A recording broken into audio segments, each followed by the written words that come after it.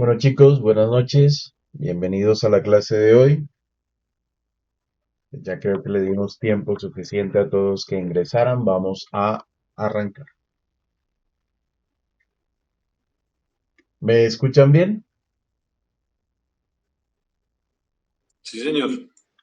Ok, perfecto. Bueno, vamos a arrancar hoy por nuestro tema 16.2.1. Tipos de malware.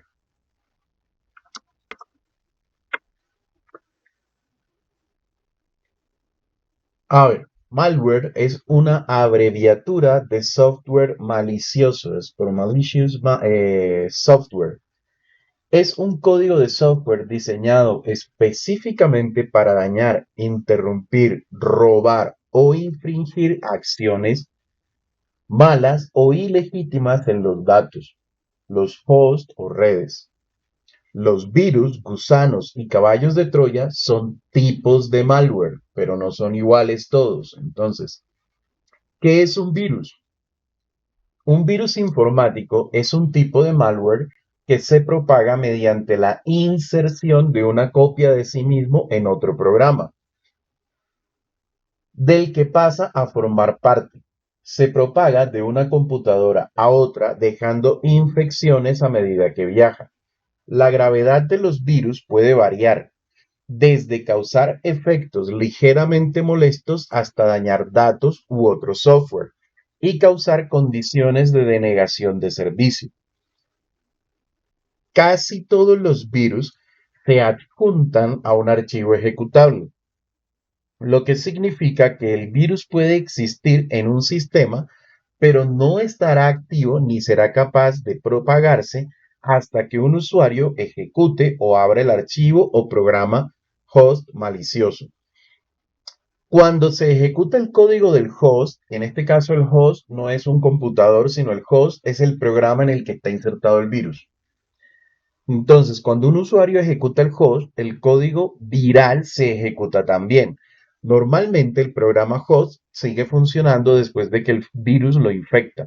Sin embargo, algunos virus sobreescriben otros programas con copias de sí mismo, lo que destruye el programa host por completo. Los virus se propagan cuando el software o documento al que están adjuntos se transfiere de una computadora a otra mediante la red, un disco, el intercambio de archivos o archivos adjuntos de correo electrónico infectados. Los gusanos. Los gusanos informáticos son similares a los virus en que se replican en copias funcionales de sí mismos y pueden causar el mismo tipo de daño. A diferencia de los virus que requieren la propagación de un archivo host infectado, los gusanos son software independiente y no requieren que un programa host ni de ayuda, no requieren, perdón, de un programa host ni de la ayuda humana para propagarse. Un gusano no necesita unirse a un programa para infectar un host y entrar en la computadora a través de una vulnerabilidad del sistema. Los gusanos se aprovechan de las características del sistema para viajar a través de la red sin ayuda. Los caballos de Troya. Un caballo de Troya es otro tipo de malware que lleva el nombre del caballo de madera que los griegos utilizaron para infiltrarse en Troya. Es una pieza de software dañino que parece legítimo. Los usuarios suelen ser engañados para cargarlo y ejecutarlo en sus sistemas. Después de activarse, pueden lograr cualquier número de ataques al host, desde irritar al usuario con ventanas emergentes excesivas o cambiar el escritorio, hasta dañar al host, eliminar archivos, robar datos o robar o activar y difundir otro malware como los virus.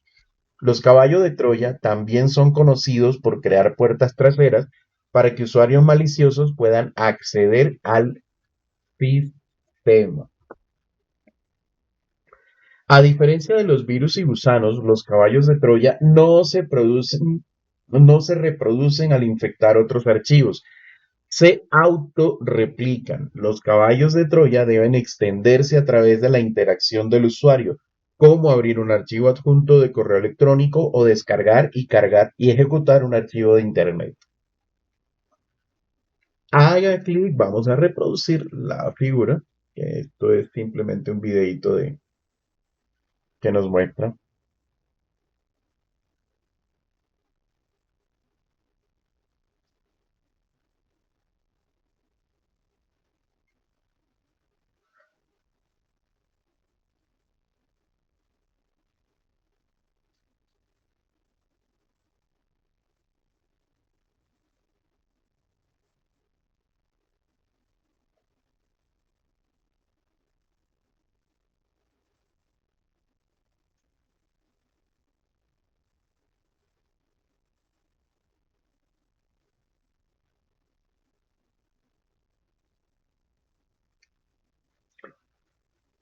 Los programas que más tienen caballos de Troya o que más se comportan como caballos de Troya son esos activadores o cracks que se utilizan para poder activar software sin la licencia requerida, para activar el Office, para activar el Windows, para activar la suite de Adobe. Ese tipo de software, la mayoría, son un caballo de Troya. No solamente hacen la activación, sino que también abren puertas traseras, se las comunican a los creadores del software y a través de esas puertas el creador del software puede entrar a su computador y pues a hacer lo que a bien tenga. Por eso no es recomendable usar ese tipo de activador. Ataques de reconocimiento. Además de los ataques de código malintencionado, es posible que las redes sean presa de diversos ataques de red. Los ataques de red pueden clasificarse en tres categorías principales. Ataques de reconocimiento. A ver, un ataque de reconocimiento generalmente es el primer ataque que se emite a una red o que se ejecuta en una red. ¿Por qué? Porque es el que nos va a permitir determinar las características de la red, las características de los hosts conectados, nos va a permitir verificar qué vulnerabilidades hay activas en esa red para hacer otro tipo de ataque. Entonces, nos dice el material que un ataque de reconocimiento, el descubrimiento y mapeo de sistemas, servicios o vulnerabilidades.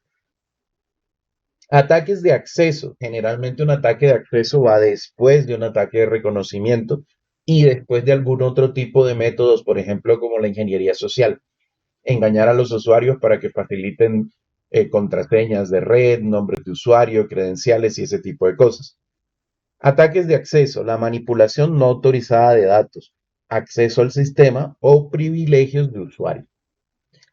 Denegación de servicio, la desactivación o corrupción de redes, sistemas o servicios. Para los ataques de reconocimiento, los actores de amenazas externas pueden usar herramientas de Internet, NSLookup, como los servicios públicos WHOIS. Un servicio público WHOIS es un servicio para determinar quién es el propietario de un dominio registrado en un DNS. Y también un whois es un comando que se puede ejecutar en redes basadas en Unix o en Linux, incluso algunas versiones de Windows para determinar la lista de nombres de usuarios conectados. Entonces ya usted tiene la lista de nombres de usuarios. Solo le queda averiguar contraseñas o romperlas por fuerza bruta o hacer algún tipo de ingeniería social para determinar fácilmente el espacio de direcciones IP asignado a una determinada corporación o entidad. Una vez que se determina el espacio de la dirección IP, un actor de amenazas puede hacer ping a las direcciones IP disponibles públicamente para identificar las direcciones que están activas. Para ayudar a automatizar este paso, un actor de amenazas puede usar una herramienta de barrido de ping como el fping o el gping. Estas son herramientas que hacen ping automatizados a todas las posibles direcciones de una red. Eh, Esto hace ping sistemáticamente a todas las direcciones de una red o en un rango de subred dado. Es similar a revisar una sesión de una guía telefónica y llamar a cada número para ver quién atiende. Consultas a través de Internet son herramientas que se pueden utilizar para este tipo de cosas. Consultas a través de Internet. Vamos a mirar. cómo se dan las consultas a través de Internet.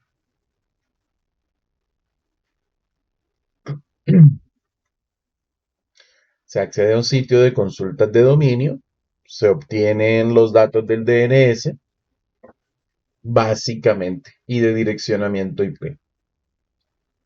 Barridos de ping. Se utiliza una herramienta que empieza a hacer ping a cada una de las direcciones posibles y espera a ver cuál de esas direcciones responde.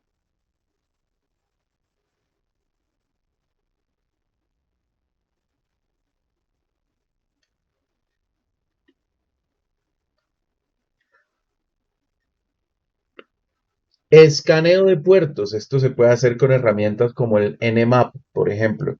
¿En qué consiste el escaneo de puertos? En que como ya tengo la lista de direcciones que están activas, empiezo a hacer peticiones o consultas a todos los puertos. Recordemos que los puertos son las direcciones de capa 4 y nos identifican a los servicios que pueden estar activos en un determinado equipo.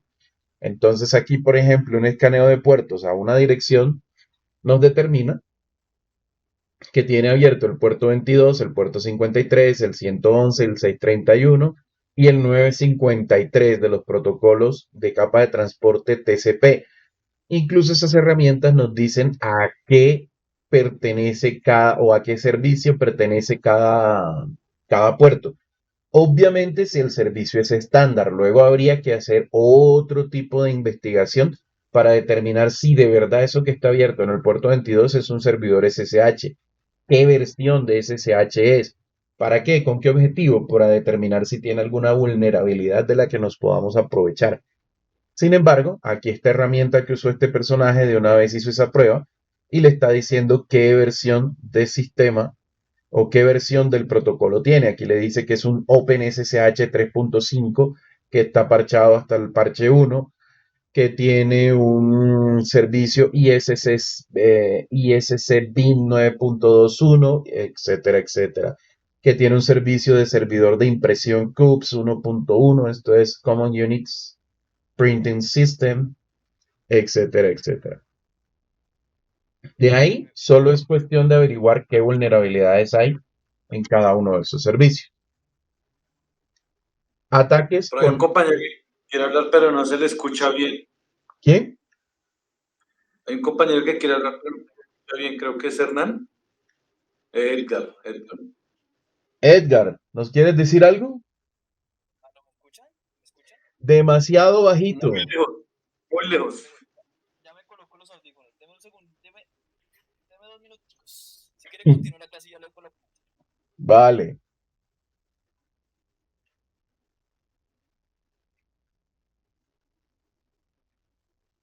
Uy, yo no le oía nada.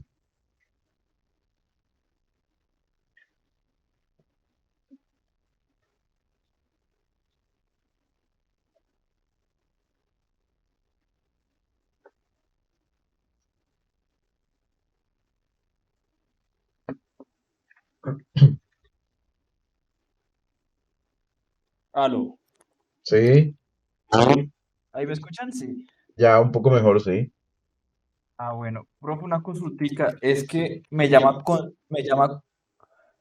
mucho la atención aquí en la parte, en la tercera pestañita, más arribita de esa imagen. La parte de pin, barridos de pin, Ujú. pin y gpin, creo que se llama así. Sí, esas son dos herramientas que puedes utilizar para hacer eso, entre otras millones de herramientas que hay para eso. Ok, la pregunta que tengo es, digamos, para hacer ese tipo de barridos, Ujú. para, digamos, detectar qué dirección IP me hace PIN, ¿eso se hace en mayormente en qué sistema operativo? O sea, como en Linux o se puede hacer en cualquier sistema operativo. No te entiendo bien la pregunta. ¿Para detectar quién te está haciendo ping o para utilizar una herramienta de esas? Para detectar quién está haciendo PIN. Para detectar quién está haciendo ping, tú lo puedes o detectar con firewalls de, de equipos, o sea, hay sistemas de protección para los equipos y antivirus que te detectan y que traen firewall y que te detectan si alguien te está haciendo ping a tu equipo. O puedes Sí. definitivamente prohibir los ping, por ejemplo. Ya incluso con el propio firewall de Windows puedes prohibir los ping. Ahora, con un sistema de detección o de prevención de intrusiones, tú puedes detectar si alguien está haciendo un barrido de ping. Esos sistemas detectan eso y lo bloquean y te generan el informe. Ok, ok. Muchas gracias. Ok, vale, pero eso lo puedes hacer en cualquier sistema operativo. Ataques con acceso. Los ataques de acceso explotan las vulnerabilidades conocidas de los servicios de autenticación, los servicios FTP y los servicios web para obtener acceso a las cuentas web, a las bases de datos confidenciales y demás información confidencial. Un ataque de acceso permite a las personas obtener acceso no autorizado a información que no tienen derecho a ver. Los ataques de acceso se pueden clasificar en cuatro tipos: ataques de contraseña, explotación de confianza, redirección de puertos y man in the middle. Ataques de contraseña. Los actores de amenaza pueden implementar ataques de contraseña utilizando varios métodos diferentes. Ataques por fuerza bruta, que es básicamente intentar adivinar la contraseña. Por eso se recomienda que las contraseñas sean largas y que sean una combinación de diferentes tipos de caracteres. Caracteres especiales, letras en mayúscula, letras en minúscula y cosas de esas. Aunque vemos sitios donde hay una política que le dice a usted su contraseña debe contener mayúsculas, minúsculas, por lo menos una letra mayúscula, por lo menos una minúscula, por lo menos un carácter especial y debe ser de 8 caracteres de longitud. Esa contraseña, por más rebuscada que sea, es más fácil eh, de adivinar que una contraseña larga que usted escriba libremente. Que usted pueda escribir, por ejemplo, el nombre de mi perro es Pepito y nació en el 2022, por ejemplo. Si eso es su contraseña, adivinar eso es difícil.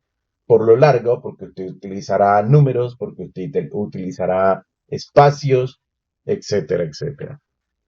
Ataques de caballo de Troya. Eso es el proceso aquel de regalarle un software, de decirle que ponerle un software para que lo use para ciertas cosas, ya sea engañándolo y haciéndolo pasar por un software legítimo, o ese tipo de software que uno descarga que para ver películas en internet, que para craquear el Office, que ese tipo de cosas. Esos software también pueden hacer el proceso de averiguar, incluso cambiar la contraseña. Y programas detectores de paquetes, los famosos sniffer, estilo el Wireshark que nosotros hemos utilizado. Explotación de confianza. En un ataque de explotación de confianza, un actor de amenazas utiliza privilegios no autorizados para obtener acceso a un sistema, posiblemente comprometiendo el objetivo. En la figura 1, haga clic en reproducir en la animación para ver un ejemplo. Vamos a mirar esa figura 1.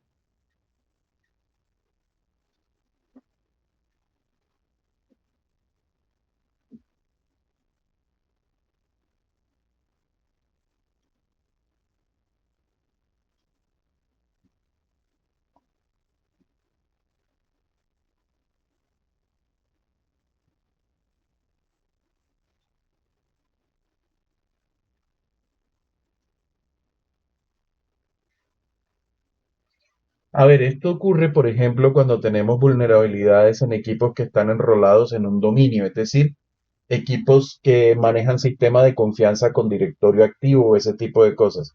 Puede que usted en un equipo no tenga la posibilidad de entrar, pero si hay un equipo mal configurado o con políticas de seguridad baja o que tiene algún mecanismo que le permita al atacante ingresar, como ya está autenticado como un usuario legítimo en toda la red, ya desde ese equipo que tiene acceso legítimo, aunque se haya obtenido el privilegio de manera fraudulenta, se puede hacer ataques a los otros equipos que tienen un nivel de confianza un poco más bajo, por llamarlo de alguna manera.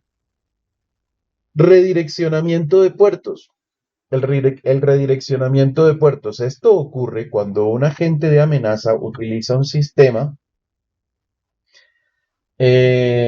como base para ataques contra otros objetivos, un sistema que ha sido atacado, como base para ataques contra otros objetivos. En el ejemplo de la figura se muestra un actor de amenaza que usa el puerto SSH para conectarse a un host A comprometido. El host B confía en el host A y por tanto el actor de amenazas puede usar Telnet puerto 23 para acceder a él. Esto que hace referencia a todas estas, ¿cómo les explico? Todos estos mecanismos, por ejemplo, de conexión de incluso de SSH, uno puede crear una especie no, en realidad se crea una llave de criptografía que le permite a uno conectarse con servidores SSH sin la necesidad de usuario y contraseña. Entonces, el servidor puede estar muy, pero muy protegido. Pero si a usted le cae un virus en alguno de esos equipos que usted ha registrado con su servidor SSH como equipo de confianza, ¿qué ocurre? Que si atacan su equipo, pues pueden atacar el servidor. ¿Hasta dónde llegará lo que puedan hacer en el servidor? Hasta el privilegio que usted tenga registrado con ese servidor SSH. Si usted tiene privilegios bajos en ese servidor SSH donde se registró como usuario de confianza o como equipo de confianza, pues no será mucho lo que se pueda hacer en el servidor. Pero si usted, por ejemplo, tiene una relación de confianza entre su equipo y un servidor y esa relación de confianza implica que usted es administrador del servidor, entonces el atacante pues entrará y será administrador del servidor y podrá hacer lo que a bien tenga. Esas relaciones de confianza se crean generalmente como compartiendo llaves públicas y privadas entre los dos equipos. Ataque de hombre en el medio o man in the middle. Un ataque man in the middle. El agente de amenaza se coloca entre dos entidades legítimas para leer, modificar o redirigir los datos que se transmiten entre las dos partes. En la figura 3 se ve un ejemplo de un ataque de man in the middle. Efectivamente, él se logró colocar entre el tráfico que fluye entre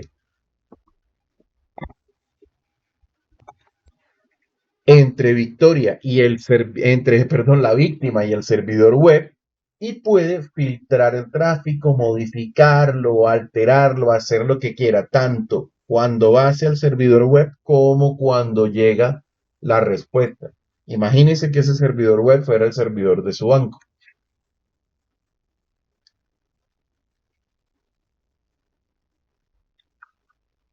Ataques de denegación de servicio o DOS, como aparece aquí, Denial of Service.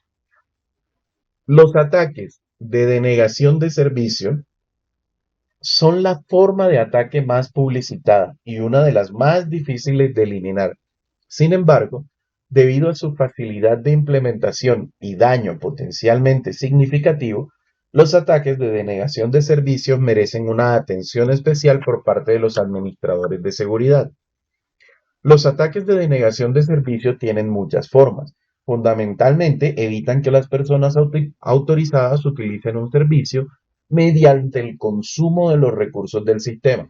O sea, ¿en qué consiste? Cuando se ataca un sistema para denegación de servicios, generalmente se busca que el sistema se quede sin memoria, sin ancho de banda, sin capacidad de proceso. Si es un sistema de HCP, por ejemplo, un servidor de HCP, lo que estoy atacando, busco que se quede sin direcciones para asignar. Si es un switch al que estoy atacando, busco que se quede sin memoria en su tabla de direcciones MAC para que no le pueda hacer mantenimiento y los equipos no se puedan comunicar. Todo ese tipo de cosas se hacen en un ataque de denegación de servicios. Para prevenir los ataques de denegación de servicio es importante estar al día con las actualizaciones de seguridad más recientes de los sistemas operativos y las aplicaciones. No solamente con las actualizaciones de seguridad, sino con la configuración adecuada. Por ejemplo, nosotros sabemos que la comunicación TCP es un servicio que se da a tres vías, ¿no? A tres manos, el Three-Way Handshake. Nosotros podemos tener un servicio, un proceso, por ejemplo, de un servidor web al cual se le dice nos vamos a conectar con él, que le vamos a hacer peticiones y él reserva los recursos. Pero en lugar de conectarnos realmente, le hacemos millones de peticiones por segundo para que él empiece a agotar sus recursos y diga, ya no puedo atender a nadie más, porque tengo un millón de usuarios que se han venido a pedir información en este segundo y no los puedo atender. Entonces, ¿qué hace? Si usted no tiene su servidor bien configurado, eso puede ser un ataque que lo deje sin la posibilidad de servicio. ¿Qué se hace para eso? Para eso, una de las cosas que se configura es cuántas peticiones se pueden atender por segundo, por ejemplo. Entonces puedo atender 10, puedo atender 20, puedo atender 30, cosa que no me deje eh, sin recursos en un solo segundo. Ahora, ¿cómo mido eso? Pues eso lo voy a medir dependiendo el nivel de tráfico que yo sé que tengo. Eso se puede configurar también, cuántas peticiones recibo, por ejemplo, por cada dirección IP. Y pues ahí ya vienen otras cosas.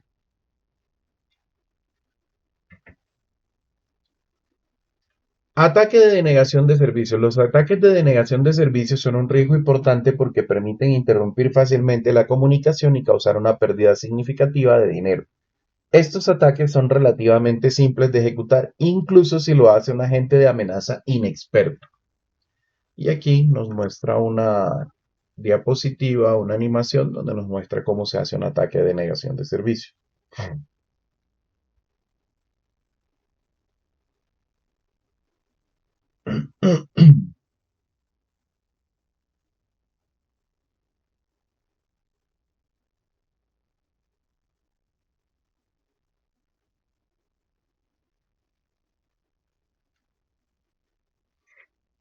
Ataque de denegación de servicio distribuido o Distributed Denial of Service.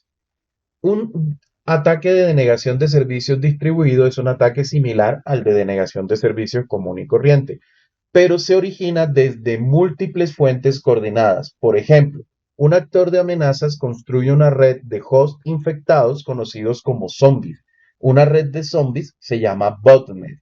El actor de amenazas utiliza un programa de comando y control para instruir a la botnet de zombies para que lleve a cabo un ataque distribuido de negación de servicios. Y vamos a mirarlo aquí en la animación, cómo queda.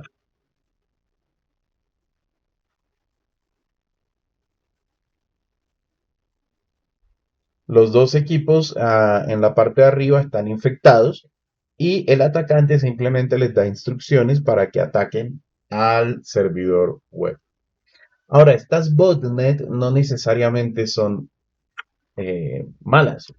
Mucho cómputo distribuido, sobre todo en el mundo científico, se hace a través de botnet, pero obviamente con autorización. ¿Qué ocurre? Que a usted le envían un programa, usted lo instala en su equipo, y cuando el programa detecta que usted no está haciendo nada en su equipo, que lo tiene ahí encendido, pero que no lo está manipulando, ese programa se activa, envía una señal y empieza a participar en la red botnet de cálculos que tengan que hacer para simulaciones del clima, de temas de biología y todo ese tipo de cosas.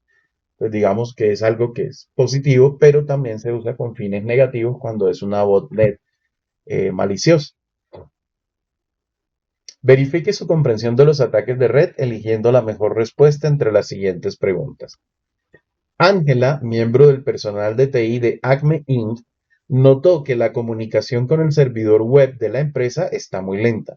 Después de investigar, determina que la causa de la respuesta lenta es una computadora en Internet que envía una gran cantidad de solicitudes web con el formato incorrecto al servidor web de Acme. ¿Qué tipo de ataque se describe en este escenario? Acceso, denegación de servicios, malware, reconocimiento. Reconocimiento. ¿Seguro? Dice una computación de una gran cantidad de solicitudes web con formato incorrecto al servidor web de Acme. ¿Alguien tiene otra idea o lo dejamos así?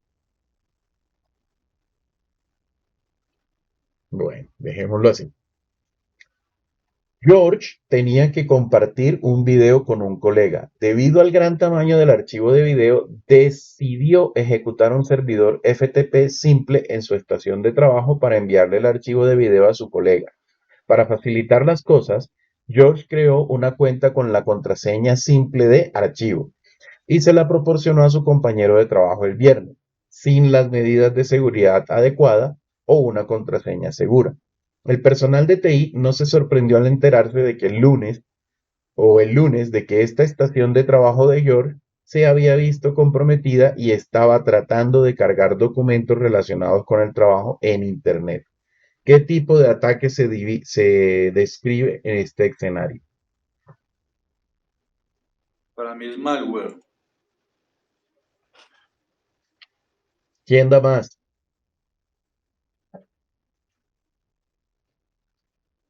¿Nadie? Bueno. Jeremías estaba navegando en... Perdón. Bueno, ya sabemos que Vamos esas mal. no son correctas. Entonces ahí sí dijeron mis compañeros. Jeremías estaba navegando en Internet desde su computadora personal cuando un sitio web aleatorio ofreció un programa gratuito para limpiar su sistema. Después de que el ejecutable se descargó y se ejecutó, el sistema operativo se bloqueó. Se habían comprometido archivos esenciales relacionados con el sistema operativo y Jeremías tuvo que formatear todo el disco y reinstalar el sistema operativo. ¿Qué tipo de ataque? Accesos, negación de servicios, malware o reconocimiento. ¿Qué dicen los chicos? ¿Nada? Malware, ¿Cómo? malware, profe. Malware. Malware, ok, vamos a mirar. Ariana encontró una unidad flash en el pavimento de un estacionamiento del centro comercial. Preguntó alrededor, pero no pudo encontrar al dueño. Decidió conservarlo y lo conectó a su computadora portátil solo para encontrar una carpeta de fotos. Ariana sintió curiosidad y abrió algunas fotos antes de formatear la unidad flash para usarla solo ella. Luego, Ariana notó que su cámara portátil estaba activa. ¿Qué tipo de ataque se describe en este escenario?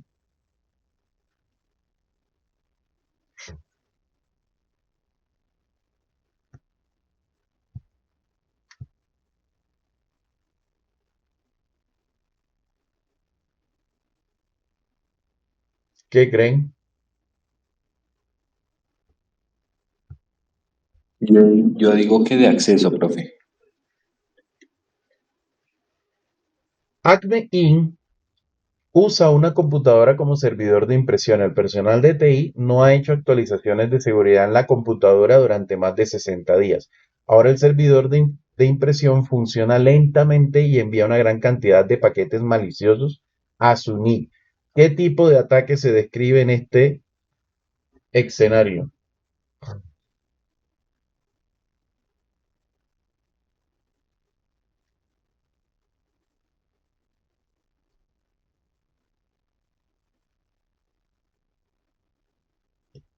¿Cuál creen?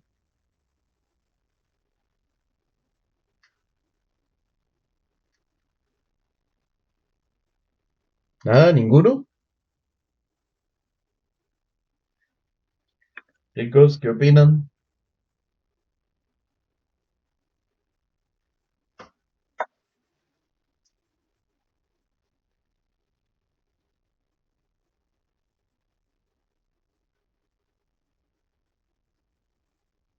¿Qué dicen? A ver, arriésguense con una.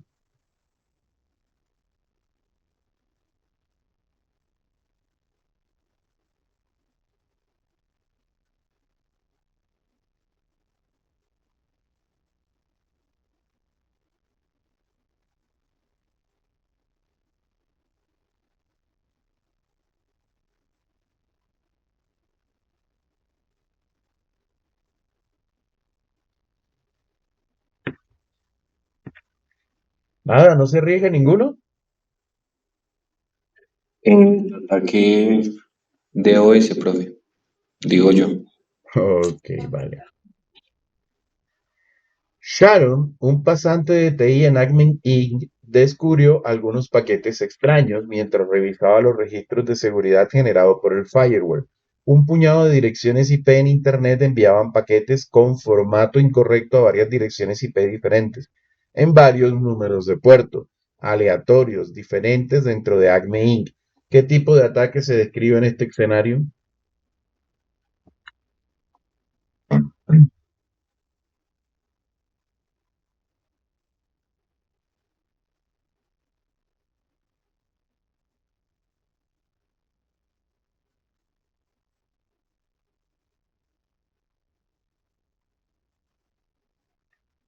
¿Cuál creen?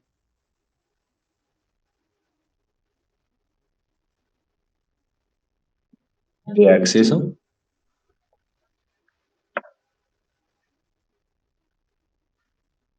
Verifiquemos. Esto no es correcto. Bueno, tenemos respuestas incorrectas. La primera, un miembro de TI notó que la comunicación del servidor era muy lenta. A ver, aquí la clave está en que la comunicación era muy lenta y que la causa es una computadora en Internet que envía una gran cantidad de solicitudes con formato incorrecto. Eso es un ataque de denegación de servicios. Está enviando unos paquetes o unas cosas que no están pensando terminar, es decir, no se quiere acceder al servicio como tal, sino que se quiere es que no funcione el servicio como debe hacerlo, ¿vale? Lo segundo, el del video. ¿Qué fue lo que le pasó a este video FTP simple? La computadora se comprometió. Ok, la computadora se comprometió y luego se estaba tratando de robar información, ¿sí?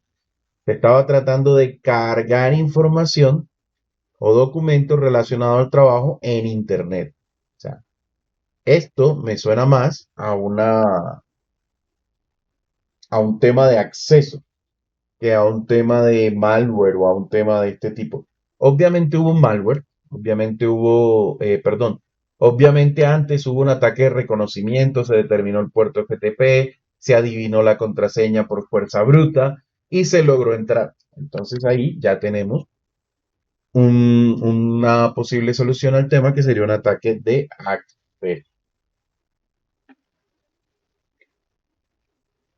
Bueno, este sí lo tenemos malware.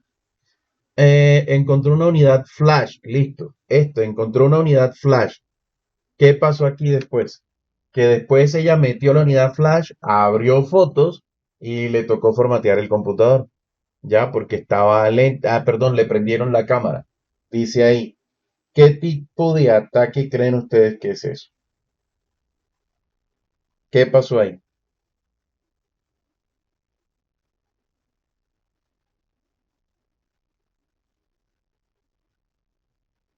¿Mm? ¿Alguna idea?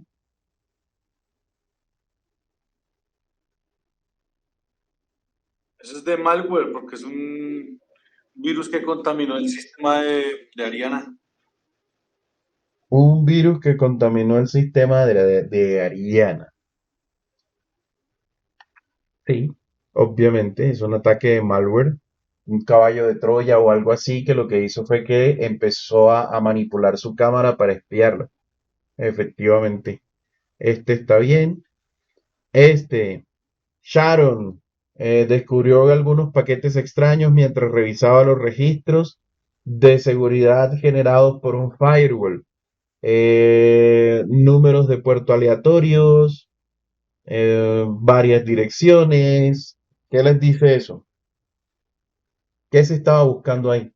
Si yo empiezo a enviar paquetes a números de puerta aleatorios y desde varias direcciones. De reconocimiento.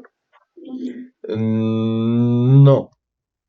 El de reconocimiento es cuando yo empiezo a hacer ping y cuando empiezo a las direcciones que me envían, a hacer ping a puertos específicos. Pero en este caso la clave está en que es formato incorrecto a varias direcciones IP, varios números de puerto. Eso me habla a mí enseguida de un ataque de negación de servicios, lo que me suena más. A ver, miremos. Ops.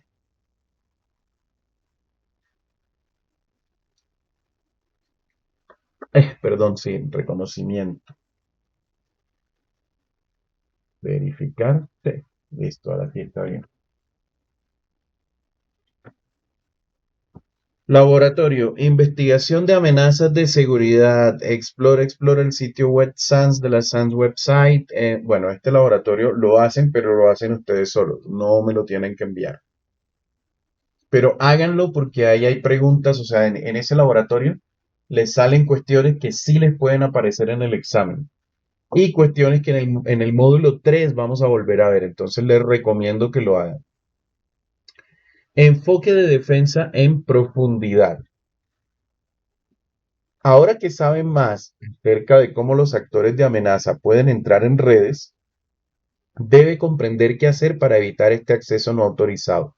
En este tema se detallan varias acciones que puede realizar para que su red sea más segura.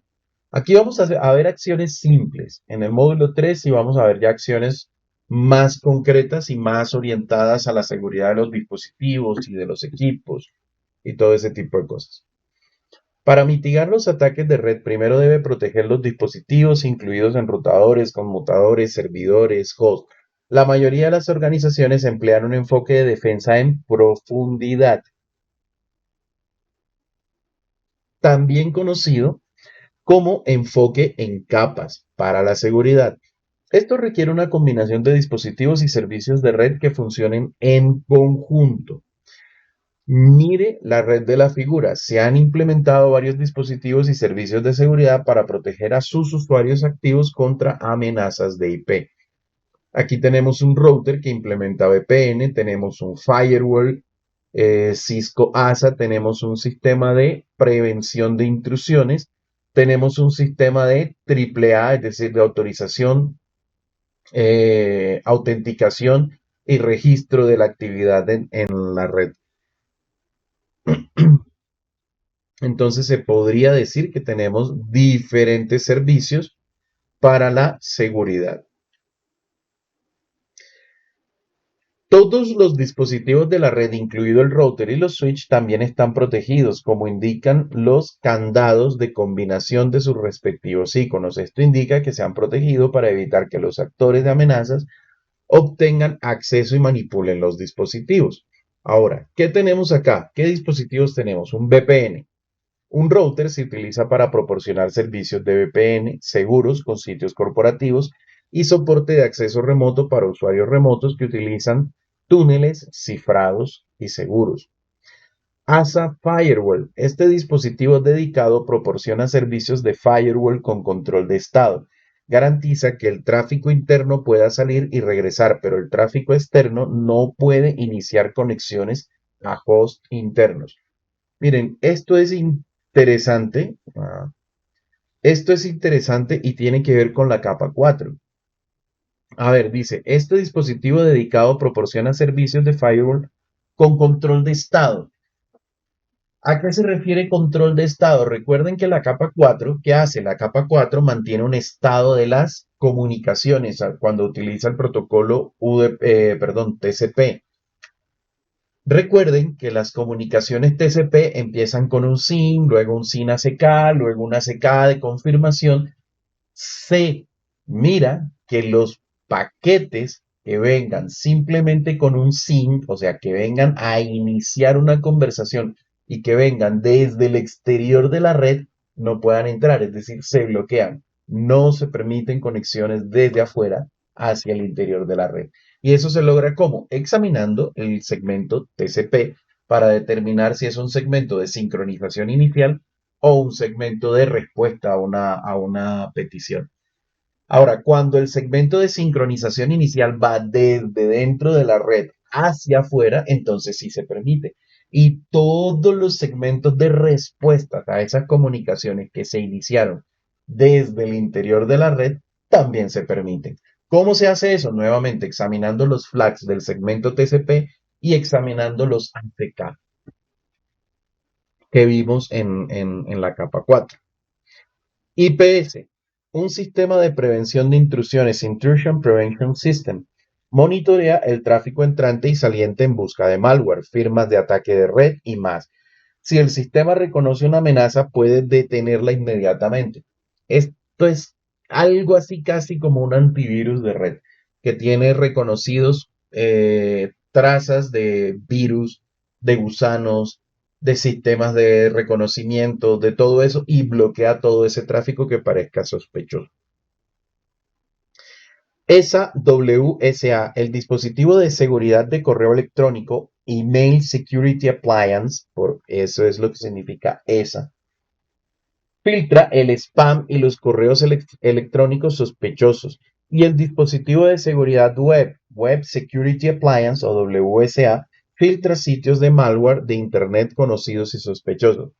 El WSA básicamente, ¿qué hace? Analiza el tráfico, ¿sí?, de web en busca de reconocer virus que también debieron haber sido detectados por el IPS, pero además tiene una lista negra, ¿sí? Una lista de sitios engañosos o potencialmente sospechosos, de direcciones IP y de subdominios que están registrados que son una amenaza. Estos sistemas tienen la característica que se actualizan en línea y constantemente. Y el de spam, el de security de correo, lo que hace es que básicamente determina mediante mecanismos de inteligencia artificial y de técnicas de reconocimiento avanzadas si un correo es o no es un spam y los bloquea también. Y el servidor AAA. El servidor AAA contiene una base de datos segura de quién está autorizado para acceder y administrar dispositivos de red. Los dispositivos de red autentican a los usuarios administrativos mediante esta base de datos. Entonces, no solamente tiene una base de datos que dice quién puede acceder a los dispositivos de red, sino a qué tiene permiso en esos dispositivos de red. Y aparte lleva el registro. En este caso contamos con los servicios de Radius y Tacax, por ejemplo, para este tipo de cosas. Mantener copias de seguridad. Hacer una copia de seguridad de las configuraciones y los datos del dispositivo es una de las formas más efectivas de protección contra pérdida de datos. Incluso hay que hacer copia de seguridad de la configuración de los dispositivos, no solo para prevenir tiempos de recuperación largo ante un ataque, sino también ante un daño del dispositivo. Se dañó un router, lo reemplazamos y empezar a hacer todas las configuraciones del router puede ser una tarea costosa en términos de tiempo. En cambio, si usted tiene un backup de la configuración, simplemente carga ese backup en el nuevo router y tiene en cuestión de minutos su router y su red funcionando nuevamente. Una copia de seguridad de datos, una copia de seguridad de datos almacena una copia de la información de una PC en medios de copia de seguridad extraíbles que pueden conservarse en lugares seguros. Los dispositivos de infraestructura deben tener copias de seguridad de archivos de configuración e imágenes del iOS en un servidor FTP o de archivos similar. Si falla el equipo o el hardware del router, los datos y las configuraciones se pueden restaurar mediante copias de seguridad. Las copias de seguridad se deben realizar de forma regular, tal como lo identifica la política de seguridad. Las copias de respaldo de datos suelen almacenarse externamente para proteger los medios de copia de respaldo en caso de que ocurra algo en la instalación principal. Los hosts de Windows tienen una utilidad de copia de respaldo y restauración. Es importante que los usuarios realicen una copia de seguridad de sus datos en otra unidad o en un proveedor de almacenamiento basado en la nube. El tema de las copias de seguridad tiene implicaciones incluso legales, dependiendo del tipo de información que maneje la empresa. Por ejemplo, de la información contable hay que mantener copia por tiempos específicos que están establecidos por la ley. La tabla muestra las consideraciones de copias de seguridad y de sus descripciones. Frecuencia. Realice copias de seguridad en forma regular como se identifica en la política de seguridad de TI de la empresa. Aquí no dice política, pero es seguro que eso es lo que dice. Los backups completos pueden llevar mucho tiempo, por lo tanto, realizar mensualmente o copias de seguridad semanales o copias de seguridad parciales frecuente de archivos modificados. hay diferentes tipos de copias de seguridad. Están las copias de seguridad completas y las copias de seguridad incrementales. Las copias de seguridad completas se realizan la primera vez que usted hace copia de seguridad. Y las copias de seguridad incrementales se hacen para actualizar la copia de seguridad, por llamarlo de alguna manera. Sin embargo, aunque se pueden hacer copias de seguridad incrementales, es conveniente cada cierto tiempo hacer un full backup nuevamente. Almacenamiento. Valide siempre las copias de seguridad para garantizar la integración de los datos y validar los procedimientos de restauración de archivos. Los software avanzados de copias de seguridad tienen mecanismos para validar eso. Digamos que la tarea de copia de seguridad es una tarea que cuando estamos hablando de una corporación, de una empresa, se hace de manera automática mediante un sistema de respaldo que tiene dentro de sus funciones la validación de esto. Seguridad. Las copias de seguridad deben transportarse a un almacenamiento fuera del sitio aprobado en una rotación diaria, semanal o mensual, según lo requiera la política de seguridad.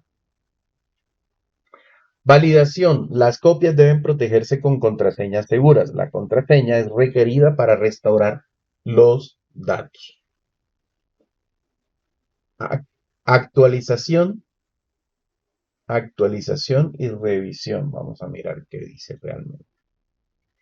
English. Ok, bueno. Upgrade, update and patch. Ok, sí, esto es una actualización y upgrade. ¿Cómo traducimos al español upgrade? Vamos a mirar. Traducir es que es mejora. Sí, es una mejor traducción. Actualizar.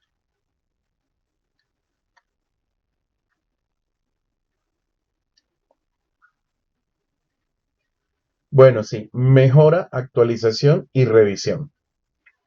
Mantenerse al día con los últimos desarrollos puede conducir a una defensa más efectiva contra los ataques de red. A medida que se publica nuevo malware, las empresas deben mantenerse al día con las versiones más recientes de los software antivirus.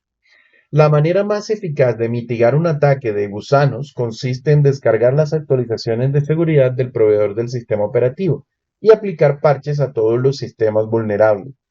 La administración de numerosos sistemas implica la creación de una imagen de software estándar, sistema operativo y aplicaciones acreditadas, cuyo uso esté autorizado en los sistemas clientes, que se implementan en los sistemas nuevos o actualizados. Sin embargo, los requisitos de seguridad cambian y los sistemas ya implementados pueden necesitar tener parches de seguridad actualizados e instalados.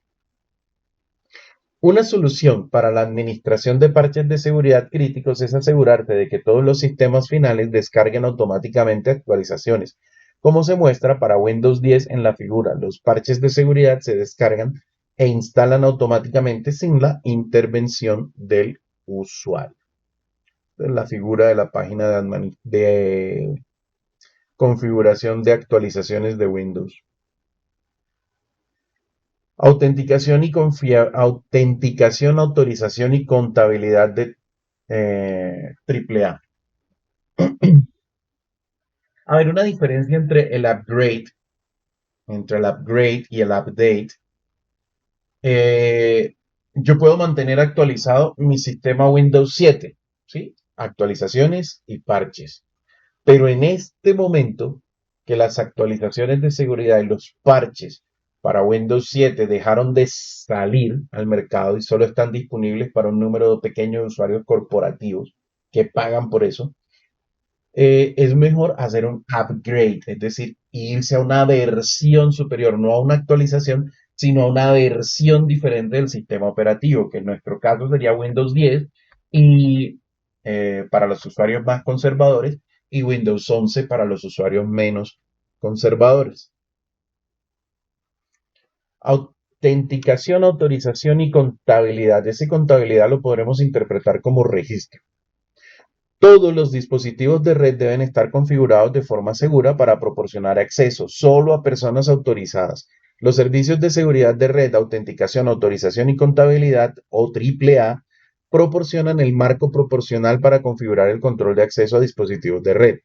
AAA es una forma de controlar quién tiene permiso para acceder a una red, autenticar, qué acciones realiza mientras accede a la red, autorizar y hacer un registro de lo que hizo mientras está conectado, contabilizar o contabilidad, como está escrito ahí. El concepto de AAA es similar al uso de una tarjeta de crédito. La tarjeta de crédito identifica quién la puede utilizar y cuánto puede gastar ese usuario, y lleva un registro de los elementos en los que el usuario gastó dinero, como se muestra en la ilustración. Entonces aquí nos dice la autenticación, quién es, la autorización, cuánto puede gastar, y la contabilidad, en qué gastó el dinero. Miren que pues así como la tarjeta tiene la autenticación encima del plástico, la autorización es una configuración que está en la central del banco, y la contabilidad también es un proceso que se lleva en el registro del banco. Así igual funcionan los procesos de AAA. Son tres procesos diferentes, aunque el servicio tenga un solo nombre, aunque se llame Radius, aunque se llame TACAX. Son tres configuraciones y tres servicios diferentes: el de autenticar, el de autorizar y el de registrar o el de contabilizar. Firewalls. El firewall es una de las herramientas de seguridad más eficaces disponibles para la protección de los usuarios contra amenazas externas. Un firewall protege a las computadoras y las redes, evitando que tráfico no deseado ingrese a las redes internas. Los firewall de red residen entre dos o más redes, controlan el tráfico entre ellas y evitan el acceso no autorizado. Por ejemplo, la topología superior en la figura ilustra cómo el firewall permite que el tráfico de un host de red interno salga a la red y regrese a la red interna. La topología inferior muestra cómo se niega el acceso a la red interna a tráfico iniciado por la red externa, es decir, el firewall. Aquí tenemos. Tráfico generado en el interior puede ir hacia Internet y volver, y está permitido. Tráfico generado en Internet no tiene acceso para ingresar al dispositivo. O sea, la sesión se puede iniciar desde la red interna, no se puede iniciar desde Internet.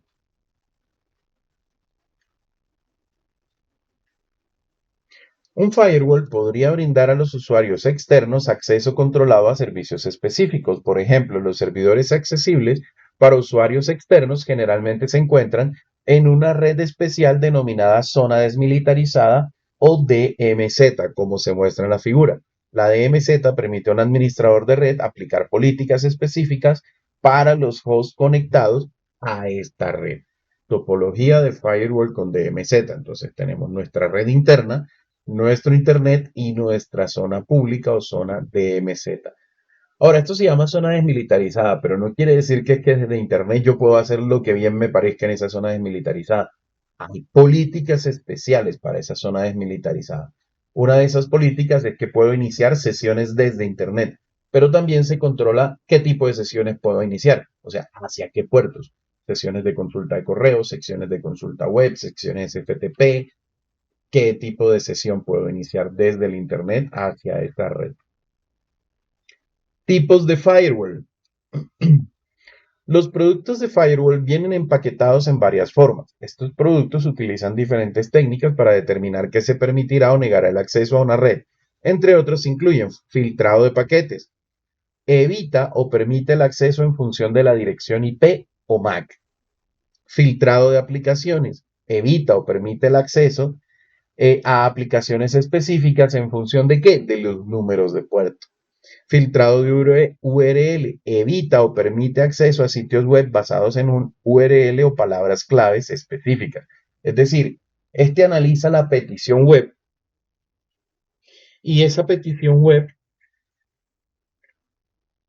eh, lo que analiza es la dirección del servidor, y analiza que tenga palabras o expresiones o URLs completas, las cuales el servidor o el firewall tiene una lista negra para bloquear. Stateful Packet Inspection, o SPI. Los paquetes entrantes deben ser respuestas legítimas a las solicitudes de los hosts internos. Los paquetes no solicitados son bloqueados, a menos que se permitan específicamente. La SPI también puede incluir la capacidad de reconocer y filtrar tipos específicos de ataques, como los ataques por denegación de servicio. Seguridad de terminales. Todo lo que vimos ahora era seguridad de la red. Ahora vamos a ver la seguridad de cada terminal específicamente. Una terminal o un host es un sistema de computación o un dispositivo individual que actúa como cliente de red. Las terminales comunes son PCs portátiles, computadoras de escritorio, servidores, teléfonos inteligentes y tabletas.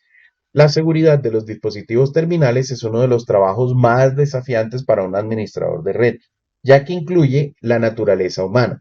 Las empresas deben aplicar políticas bien documentadas y los empleados deben estar al tanto de estas reglas. Se debe capacitar a los empleados sobre el uso correcto de la red. En general, estas políticas incluyen el uso de software antivirus y la prevención de intrusión de host. Las soluciones más integrales de seguridad de terminales dependen del control de acceso a la red. Verifique su comprensión y mitigación de ataques de red. ¿Qué dispositivo controla el tráfico entre dos o más redes para evitar acceso no autorizado? Firewall. ¿Qué dispositivo utilizan otros dispositivos de red para autenticar, autorizar el acceso y la administración?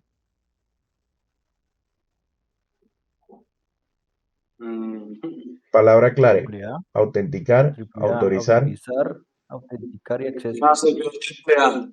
Ok. ¿Qué consideración de política de backup se refiere al uso de contraseñas seguras para proteger las copias de seguridad y restaurar los datos? La frecuencia, el almacenamiento, la seguridad, la validación. Considera el nombre de- Palabra clave. Seguridad. ¿Cuál sería Perdón, seguridad? palabra clave. ¿Segura? Esta. Exactamente. contraseñas.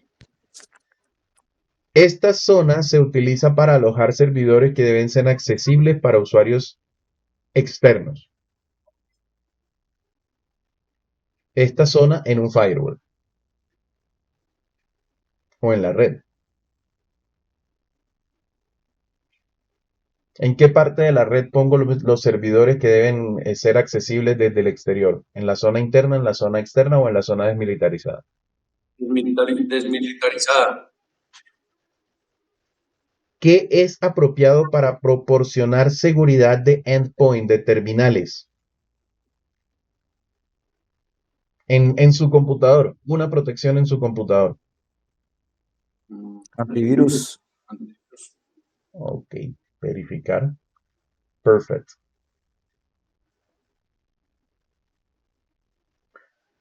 Seguridad de los dispositivos. Cisco AutoSecure. Un área de redes que requiere especial atención para mantener la seguridad son los dispositivos. Probablemente ya tenga una contraseña para su computadora, teléfono inteligente o tableta. ¿Es tan fuerte como podría ser? ¿Está utilizando otras herramientas para mejorar la seguridad de sus dispositivos? En este tema se explica cómo hacerlo. Miren, de las medidas de seguridad menos eficientes que hay, la contraseña. Las contraseñas deberían ser reemplazadas a muy corto plazo por otro tipo de mecanismos. La configuración de seguridad se establece en los valores predeterminados cuando se instala un nuevo sistema operativo en un dispositivo. En la mayoría de los casos, ese nivel de seguridad es insuficiente. Para los enrutadores Cisco, la función Cisco AutoSecure se puede utilizar para ayudar a asegurar el sistema, como se muestra en el ejemplo. AutoSecure. Y ahí aparece la función de configuración de AutoSecure. Sin embargo, miren la advertencia. La configuración de AutoSecure mejora la seguridad del router, pero no lo hace absolutamente seguro contra todos los riesgos de ataques o contra todos los ataques de seguridad. Además, existen algunos pasos simples que se deben seguir y que se aplican en la mayoría de los sistemas operativos. Se deben cambiar de inmediato los nombres de usuarios y las contraseñas predeterminadas. Se debe restringir el acceso a los recursos del sistema solamente a las personas que están autorizadas para utilizar dichos recursos. Siempre que sea posible, se deben desactivar y desinstalar todos los servicios y las aplicaciones innecesarias. A menudo los dispositivos enviados por el fabricante pasaron cierto tiempo en un depósito y no tienen los parches más actualizados instalados. Es importante actualizar todo el software e instalar todos los parches de seguridad antes de la implementación. Contraseñas. Para proteger los dispositivos de red es importante utilizar contraseñas seguras. Las pautas estándar que se deben seguir son las siguientes. Use una contraseña de al menos 8 caracteres, preferiblemente 10 o más caracteres. Una contraseña más larga es una contraseña más segura. Cree contraseñas complejas, incluye una combinación de letras mayúsculas y minúsculas, números, símbolos y espacios si están permitidos. Evite contraseñas basadas en la repetición, las palabras comunes de diccionario, las secuencias de letras o números, los nombres de usuario, los nombres de parientes o mascota, información biográfica como fechas de nacimiento, números de identificación, nombres de antepasados u otra información fácilmente identificable. Escriba una contraseña con errores de ortografía a propósito. Por ejemplo, Smith, escríbalo como Smith. O como 5MYTH, o seguridad, escríbalo como 5EGURIDAD. Bueno, sin embargo, esas letras, esos números ya se usan como letras y ya los programas de fuerza bruta ya implementan eso. Entonces, lo importante es que no sea una palabra de diccionario fácilmente adivinable, ni siquiera si está formada por números. Cambie la contraseña con frecuencia. Si una contraseña se ve comprometida sin saberlo, la oportunidad para que el actor de la amenaza use la contraseña es limitada. No anote las contraseñas ni las deje en lugares obvios, por ejemplo, en el escritorio o en el monitor. Las tablas muestran ejemplos de contraseñas seguras y débiles. Contraseña débil, secreto. ¿Por qué es débil? Contraseña diccionario simple. Pérez, nombre de soltera de la madre. Toyota, marca de un auto. Bob 1967, nombre y cumpleaños del usuario. Blue LF 23, palabras y números simples. Contraseñas seguras. B67N42D396, combinación de caracteres alfanuméricos. 12, acento circunflejo, H, espacio, U4, arroba 1P7, combinación de caracteres alfanuméricos, símbolos e incluye un espacio. Obviamente, el problema de ese tipo de contraseñas es acordarse de ellas, ¿no? Y como no se pueden escribir o no se deben escribir, es un problema. Por eso yo recomiendo utilizar caracteres que los recordemos, utilizar espacio y utilizar frases. Una frase de contraseña en la medida de que sea posible. En los routers Cisco se ignoran los espacios iniciales para las contraseñas, pero no ocurre lo mismo con los espacios que le siguen al primer carácter. Por lo tanto, un método para crear una contraseña segura es utilizar la barra espaciadora y crear una frase compuesta de muchas palabras. Esto se conoce como frase de contraseña. Una frase de contraseña suele ser más fácil de recordar que una contraseña simple. Además, es más larga y más difícil de descifrar.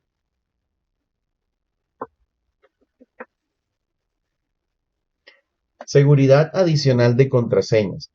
Las contraseñas seguras solo son útiles si son secretas. Hay varios pasos que puede tomar para ayudar a garantizar que las contraseñas permanezcan secretas en un enrutador y o conmutador Cisco, incluidas estas. Cifrar todas las contraseñas de texto sin formato. ¿Esto con qué comando se hace?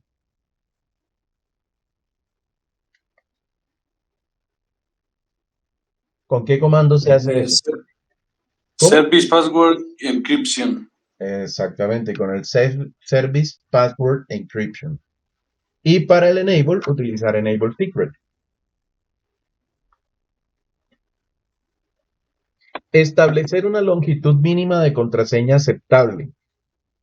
Disuasión de ataques de adivinación de contraseña de fuerza bruta. Bueno, eso de disuasión es simple y llanamente mediante los banners y decir que está restringido el acceso, que enfrentará problemas legales si lo intenta, bueno, y todo ese rollo. Pero es como dice ahí, disuasión.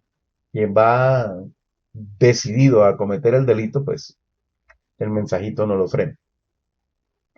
Deshabilitar un acceso en el modo Deshabilitar un acceso en el modo exec privilegiado inactivo después de un periodo de tiempo especificado. Es decir, dar un timeout a la conexión. Si usted se conectó, hizo un enable al router, después de un tiempo de inactividad, que esa sesión se cierre. Todos esos parámetros son configurables. Como se muestra en la configuración, demuestra en la figura el Service Password Encryption como comando de configuración global evita que personas no autorizadas vean las contraseñas de texto sin formato en el archivo de configuración.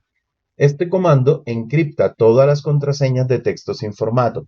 Observe en el ejemplo que la contraseña Cisco se ha cifrado como 03095A0F034F.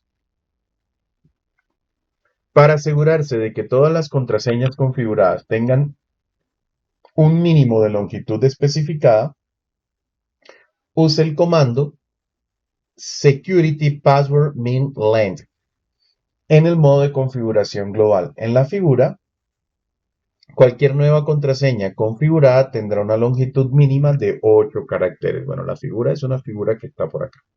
Y estos son los comandos de los que estamos hablando. El Service Password Encryption para encriptar todas las contraseñas de texto plano. El Security Password Min Length para especificar una longitud mínima de contraseñas. Login Block for 120 attempts, 3 dentro de 60. Esto hace referencia a cuántos intentos de acceso puedo tener máximo sin tener éxito y cuántos dentro de cada 60 segundos está especificado aquí. Line BTY 0 a 4. ¿Qué es Line BTY 0 a 4? Es simplemente que estoy configurando 5 conexiones remotas, desde la conexión 0 hasta la conexión 4. Aquí establecemos el password, establecemos el set timeout. Vamos a mirar el set timeout, que no recuerdo ese segundo. Exec time a minutos y segundos, ok. El exec timeout de 5 minutos y 30 segundos de inactividad, la conexión se corta, es decir, se cierra. Y aquí estamos diciendo que queremos básicamente que la conexión sea por SSH y no por Telnet. Habilitación del SSH. La habilitación del SSH se hace básicamente con el Transport Input SSH, pero hay que emitir unos comandos adicionales para poder crear para habilitar o crear las llaves de criptografía de SSH. Telnet simplifica el acceso remoto a dispositivos, pero no es seguro. Los datos contenidos en un paquete Telnet se transmiten sin cifrar. Por esta razón se recomienda encarecidamente habilitar Secure Shell o SSH en dispositivos para tener acceso remoto seguro. Es posible configurar un dispositivo Cisco para admitir SSH mediante los siguientes 6 pasos. Configure un único nombre de dispositivo. Un dispositivo debe tener un nombre de host único dentro de él, único distinto del predeterminado. Es decir, no debe llamarse router, no debe llamarse switch, debe tener un nombre único. Que sí, puede ser router 10, switch 20, pero es mejor tener un nombre descriptivo que además nos diga la función del dispositivo. Configure la IP de nombre de dominio. Configure el nombre de dominio IP en la red mediante el comando de configuración global IP Domain Name. En realidad no es configure la IP de nombre de dominio, es configure el nombre de dominio. Y se configura con el comando IP Domain Name. Más adelante está cómo se hace. O sea, el comando exacto. Acá lo tenemos. configurar el nombre de dominio. Luego, generar las llaves de encriptación. Vamos a mirarlo acá.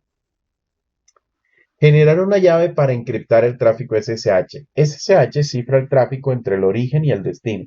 Sin embargo, para ello se debe generar una clave de autenticación única mediante el comando de configuración global CryptoKey Generate RSA. No es general, como aparece ahí. CryptoKey Generate RSA. General Key Modulus 1024. 1024 es el tamaño o el número de bits que va a tener la clave para encriptación. Esto puede ser 512, puede ser 1024, puede ser 2048. Entre más grande sea este número, que debe ser potencias de 8, es mucho más segura la clave, pero también es mucho más costosa en términos de computación para resolver la clave. Luego creamos un nombre de usuario, username, en este caso Bob, y un password para el usuario o una contraseña secreta para el usuario. En este caso tenemos username Bob, secret Cisco. Y luego se establece line BTY, como habíamos visto anteriormente, vamos a habilitar las líneas de la 0 a la 4. Decimos que el modo de acceso va a ser local, login local, y que el transporte no va a ser telnet, sino SSH. Entonces, digamos, con estos comandos nosotros habilitamos SSH para un usuario Bob y para una clave Cisco para ese usuario. Este comando de username lo podemos escribir cuantas veces queramos y vamos a tener los diferentes usuarios que creemos. Podemos decir username Bob, username María, Carlos, Pedro, Marta, con diferentes contraseñas. ¿Hasta ahí claro? ¿Alguna duda? De hecho, tómenle pantallazo a esto, por favor. Profe, una consulta, en esta parte no entra la parte de los usuarios TACAS, o sea, ahí en la imagen que está mostrando. Sí, pero entonces aquí tendríamos que decirle que el login no lo va a hacer local, sino cómo va a hacer ese proceso de login. ¿Ya? En este caso, como le estamos diciendo que es local, él no utiliza servidor ni Radius ni Tacax. Él va a buscar su base de datos local. Y esa base de datos local, ¿cómo se crea? Cuando nosotros emitimos el comando username. Ah, ok, o sea, el TACAS iría más ligado a como a otro servidor o a otro lado. Sí, Tacax, tú le dices aquí que el modo de autenticación no va a ser local, ¿sí? Sino que va a ser a través de un servidor de autenticación, un servidor AAA. Pero también tienes que configurarle al router o al switch cuál va a ser ese servidor AAA y qué usuario y qué contraseña tiene el propio switch para comunicarse con ese servidor AAA. ¿Ya? Me imagino que, por ejemplo, cuando se hace un show running config, perdón, cuando uno hace un show running config tiene que aparecer esa parte ahí descrita, ¿no? Donde Si la muestre, tienes configurada, sí. Si no, no. ok, ¿Vale? Si no, listo, no te gracias. aparece. Pero cuando tú le dices aquí login y le das un signo de interrogación, entonces él te da cuáles son las opciones válidas. ¿Vale? Y aquí esto, lo que le estamos diciendo es la autenticación es aquí usted mismo. No utilice ningún servidor. Bueno. Inhabilitación o desactivación de servicios no utilizados. Los routers y los switch Cisco comienzan con una lista de servicios activos que pueden o no ser necesarios en su red. Deshabilite los servicios no utilizados para preservar los recursos del sistema, como ciclos de CPU y RAM, e impida que los actores de amenaza exploten estos servicios. El tipo de servicios que están activos de forma predeterminada varía dependiendo de la versión de iOS.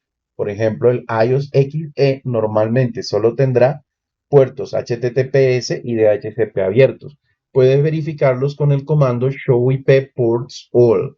Y aquí nos dice, por ejemplo, que tenemos un puerto 443 abierto, un puerto UDP 67, es decir, el puerto de DHCP y el puerto de HTTP.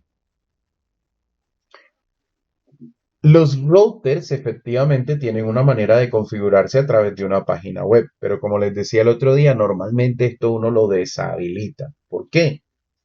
Porque pues queremos que el router haga su mejor trabajo o consuma sus recursos enrutando, no sirviendo una página web. Y preferimos como administradores de red configurar a través de la línea de comandos. Pero incluso los routers, hay una herramienta de configuración totalmente gráfica que no depende ni siquiera del servidor web. Bueno, debe estar habilitado el puerto web, pero es una herramienta hecha en Java con la que usted puede administrar los dispositivos, como con una aplicación. Las versiones de iOS anteriores al XE utilizan el comando show control plane host open ports. Mencionamos este comando porque es posible que lo vean dispositivos antiguos. La salida es similar, sin embargo, observe que este router anterior tiene un servidor HTTP inseguro y Telnet en ejecución. Ambos servicios deben estar deshabilitados, como se muestra en el ejemplo. Deshabilite HTTP con el comando no IP HTTP server. Y con este mismo comando, pero sin el no, se habilita el servidor web. Deshabilite Telnet especificando solo SSH en el comando de configuración de línea Transport Input SSH. Esto es importante. Usted aquí cuando dice Transport Input puede decir SSH y puede decir Telnet también al frente del SSH. Entonces, la recomendación es solo SSH y con eso automáticamente se deshabilita el Telnet. Configuración de contraseñas seguras y SSH. Vamos a ver. Configurar dispositivos de red con SSH. Y práctica del módulo. Sí, señores, hagamos este laboratorio, por favor. Laboratorio 1646.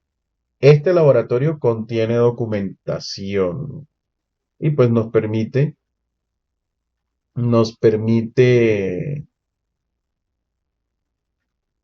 practicar lo que hemos visto en cuanto al aseguramiento, por lo menos básico del dispositivo. Más allá de lo que hemos visto, que es ponerle una contraseña de Enable Secret y eso. Entonces, laboratorio 1646. ¿Listo?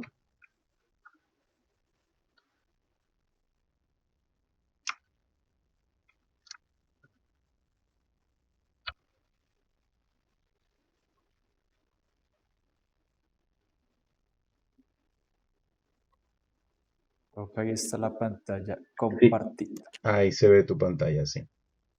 Bueno, es Ahora, esta. en esa que le estás diciendo, oiga, bloquéelo por 120 segundos. ¿Y Sí, tiene cuántos intentos fallidos? 3 3. intentos fallidos. ¿En cuánto tiempo? En 60 segundos. Es decir, si en un minuto él intenta ingresar 3 veces y no puede, se le va a bloquear por 2 minutos, 120 segundos. Ok, y una consultica, y gramaticalmente esta parte del waiting se puede discriminar, o sea, que no haya tiempo de espera a la hora de ingresar, o eso siempre va por normativa. Pues lo que ocurre es que si tú le pudieras decir solamente 3 intentos, serían 3 intentos a lo largo de toda la existencia del dispositivo. Entonces no tiene mucho sentido. Ya, le capto la idea. Listo, voy a colocar entonces esta lineecita.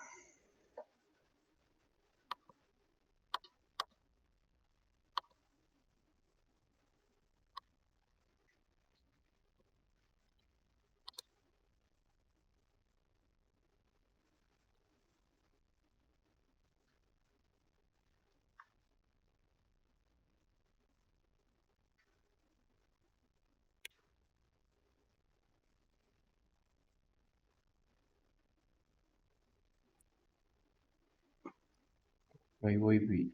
Ok, Veamos. Segura.